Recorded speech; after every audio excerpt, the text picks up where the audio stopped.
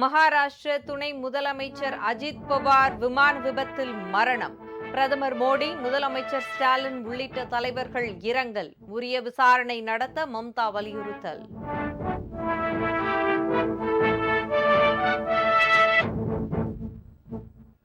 ஊழல் மற்றும் முறைகேடு இல்லாத ஆட்சி முறையை உருவாக்குவதில் மத்திய அரசு வெற்றி அடைந்துள்ளது. நாடாளுமன்ற கூட்டத்தில் பேசிய குடியரசுத் தலைவர் திரௌபதி முர்மு பெருமிதம்.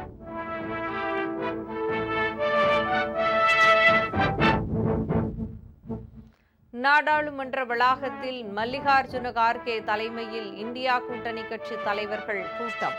மாநில ஆளுநர்களின் செயல்பாடு உள்ளிட்ட விவகாரங்களை பட்ஜெட் கூட்டத்தொடரில் எழுப்ப திட்டம்.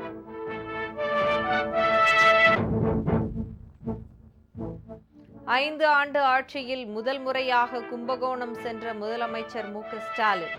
திமுகவினர் உற்சாக வரவேற்பு.